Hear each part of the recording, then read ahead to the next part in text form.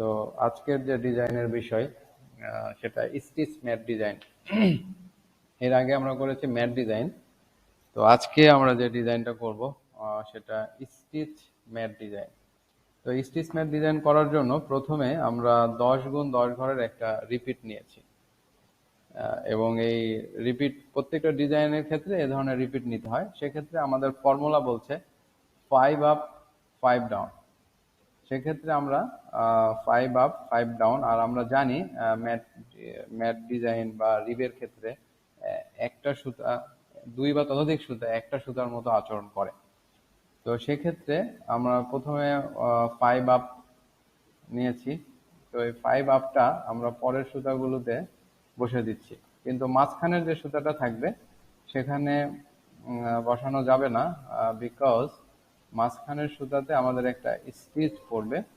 তো মাঝখানের সুতাটা মানে 3 নম্বর সুতাটা আমরা বাকি রেখে আমরা বাকি ঘরে আমাদের সুতাগুলো বসায় দিলাম। 3 নম্বর ঘরে যেটা হবে, আমাদের প্রথমে সুতা বসালাম, বাট মাঝখানের এই সুতাটার স্টিচ হবে এখানে, যে আমাদের মাঝখানের এই সুতাটা চলে যাবে ঠিক এই পরেন বরাবর যে ডিজাইন, মানে আমাদের তো সূত্র কি 5 আপ 5 ডাউন। সেক্ষেত্রে আমরা 5টা সুতা মিলে একটা সুতা হয়েছে এবং সেটা 5 আপ হয়েছে। আর 5 ডাউনে আমাদের ঠিক প্রত্যেকটা সুতার যে মধ্যবিন্দু সেখানে একটা স্টিচ দিতে হবে।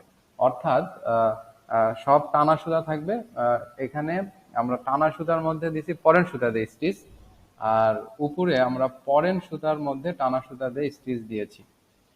তো ঠিক এইভাবে এর বিপরীত ফর্মুলাতে যে 5 ডাউন 5 আপ, তাহলে 5 ডাউন যদি হয় তাহলে আমরা এর বিপরীত এটা এখানে স্টিচ দিলাম।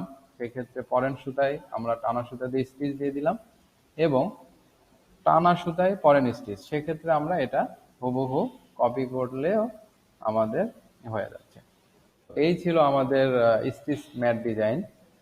তো এই ধরনের 12x12 ক্ষেত্রে যেটা হবে, মাঝখানের 4টা ঘরে স্টিচ হবে, আর 10x10 স্টিচের ক্ষেত্রে স্টিচ ম্যাটের ক্ষেত্রে শুধু একটা স্টিচ হবে।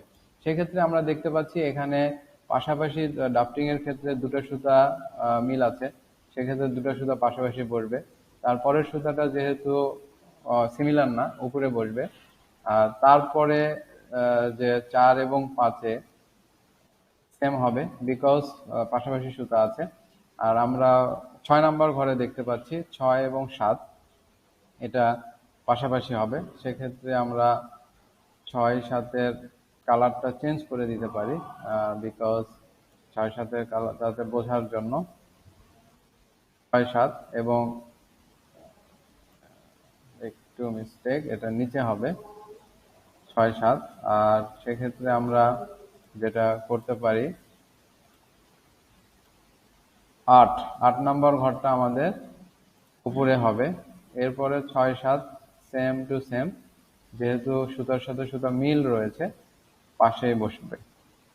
এবং এখানে আমরা দেখতে পাচ্ছি যে আমাদের যে ড্রাফটিং প্ল্যান ডিজাইনের, সে ড্রাফটিং প্ল্যান আমরা অঙ্কন করে ফেললাম। তো আমরা জানি যে ড্রাফটিং এর পরে আমাদের লিফটিং করতে হয়। তাহলে এখানে আমরা দেখতে পাচ্ছি 1, 2, 4 এবং 5 সেম সুতা। তাহলে সেক্ষেত্রে আমরা যে কোনো একটা সুতা কমন নিতে পারি। একটা সুতা কমন নিয়ে আমরা লিফটিং এ বসায় দিলাম। এরপর আমাদের মাঝখানের যে 3 নম্বর সুতাটা এটা আলাদা, সেক্ষেত্রে আমরা 2 নম্বর লিফটিং এর ঘরে বসায় দিলাম।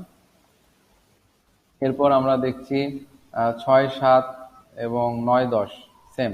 সেক্ষেত্রে আমরা একটা কমন নিতে পারি। আমরা একটা সুতা কমন নিতে পারি 6, 7 এবং 9, 10। আমরা একটা সুতা কমন নিয়ে আমরা বসায় দিলাম। আচ্ছা, এটা সমস্যা হচ্ছে।